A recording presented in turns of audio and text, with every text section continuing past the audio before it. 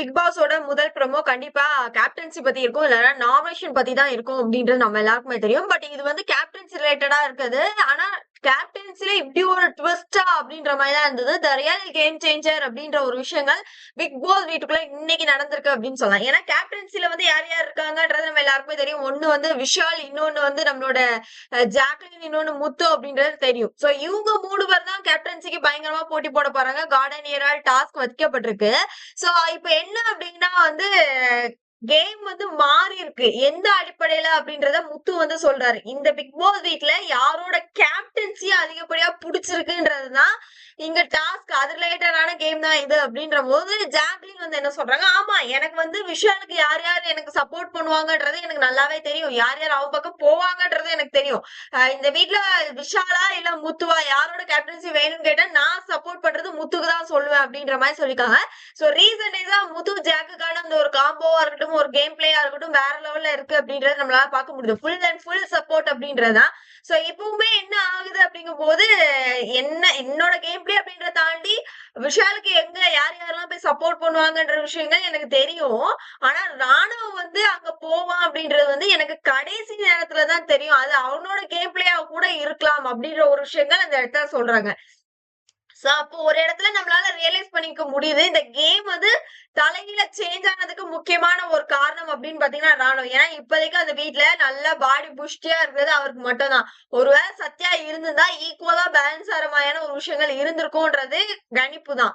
So அதனால இப்போ விஷாலுக்கு வந்து எனக்கு தெரிஞ்சு ராணுவ வந்து சப்போர்ட்டிவா இருந்திருப்பாரோ அப்படின்ற மாதிரியான ஒரு கேம் பிளே தான் அதுல பார்க்க முடியுது.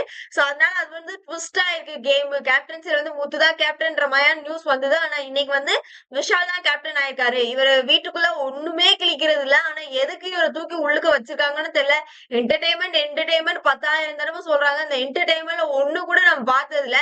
இந்த வீட்டுல இருக்கிறது கொஞ்சம் கூட ஒருத்தம் தகுதியும் இல்லாத ஒரு பர்சன் எப்படி இவ்வளவு நாள் ரன் ஆகி இப்ப கேப்டன் ஆயிருக்காரு அப்படின்ற ஒரு கேள்வி இந்த இடத்துல எழும்புதுன்னே சொல்லலாம். ஒருவேளை பிக் பாஸ் வீட்டுக்குள்ள இருக்கவங்க தொடர்ந்து இருக்கிறவங்களே இருக்காம கொஞ்சம் புதுசு புதுசா வாய்ப்புகள் கொடுத்திருந்துக்கலாம் அப்படின்ற மாதிரி நினைச்சிருப்பாங்களோ. அப்படி இல்லைன்னா வீக்கெண்ட் நேத்து வந்து அந்த ஹாட் சீட்ல உட்கார்ந்துட்டு தான் வெளியே போனாங்க இல்லையா தர்ஷிகாவும் விஷாலும்.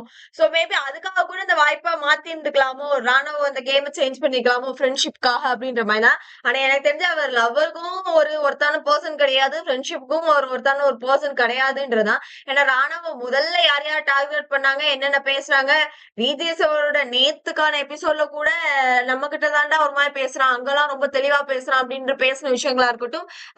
சுத்தமா ராணுவம் என்ன மாதிரி கேம் பிளே ஆடுறாரு, தெரிஞ்சு ஆடுறாரா இல்ல தெரியாம ஆடுறாரா இல்ல அவர் சொல்ற மாதிரி வேணும்னு தான் ட்விஸ்ட் அடிச்சு ஆடுறாரான்றது தெரியல. தயவு செய்து ஃபேமிலி டாஸ்க்ல உள்ள வந்தீங்கன்னா அவருக்கு சொல்லி புரிய வைங்கடா எப்பா அப்படின்றப்பலதான் அது வந்து இருந்துன்னு சொல்லலாம். சோ இப்ப என்ன சொல்றாரு ரயான் அப்படின்னா, நீ முதல்ல பிளானே போட்டிருக்க டீலிங்கே போட்டிருக்க கூடாது அப்படின்ற மாதிரியான ஒரு விஷயங்கள் அந்த இடத்துல சொல்றாங்க.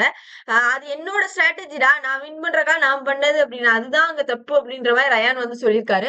சோ என்னமோ ஒரு விஷயங்கள் நடந்திருக்கு. பொறுத்திருந்து பார்ப்போம். ப்ரோமோ வச்சு நம்மளால நம்ப முடியாது. கான்வர்சேஷன் அங்க லைவ்ல பார்த்ததுக்கு அப்புறமா என்ன அப்படின்றத நம்ம டிஸ்கஸ் பண்ணோம். பட் இந்த வாரம் கேப்டன் யாரு அப்படின்னா விஷால் அவர்கள் தான். சோ 2 வாரம் தப்பிச்சிட்டாரு அப்படின்ற விஷயங்கள் தான் நம்மளால பார்க்க முடியுது.